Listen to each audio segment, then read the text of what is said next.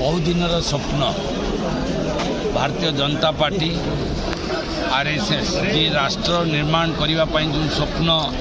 को नहीं आज आगामी वर्ष 100 वर्ष पूर्ति होगा अवसर में ओडिशा आज पद्मर ओडिया अस्मिता ही आज भारतीय जनता पार्टी को विजय करिछि ता सहित मोदी जी जो आत्मार भरोसा जे ओडिशावासी को जो सम्मान से देइछंती तार मूल्य ओडिशावासी आज एवं सरकार सबू ओडिया मन में खुशी लहर आज घर घर उन्मादना आसंता काली शपथ नबे ओडिशार भारतीय जनता पार्टी सरकार समस्त घरे खुशी लहर खाली युवक मान नुहे माँ माने नुहे गरीब चाषी मूल्यांकर मन में हस ये नुआ ओडिशा तैयारी हो एक विकसित भारत वर्ष में मोदी जी जो स्वप्न देखिछंती ता ओडिशा रे प्रमाणित हो एवं मोदी जी भाषा हृदयर सह कहते ओडिशा को प्रथम स्थान रे नहीं कि मु पहुँचेबी एवं से अवस्था भी आसी आज जो तृतीय थर पर मोदी जी प्रधानमंत्री होती से बेले ओडिशावासी ओडीए पार कर जहाँ असंभव से असंभवर प्रतिदान रे प्रधानमंत्री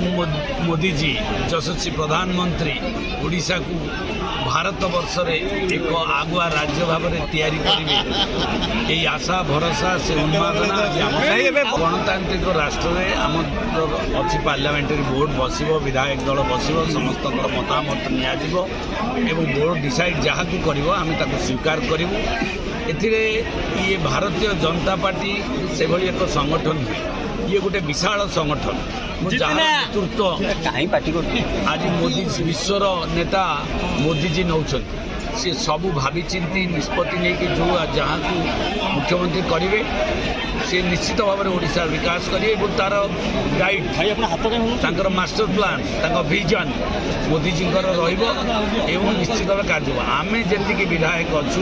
एवं आमर कर्मकर्ता माने जो मैंने अच्छा विश्वास आम काम करूँ आमर गोटे लक्ष्य ओडिशार विकास एक विकसित ओडिशा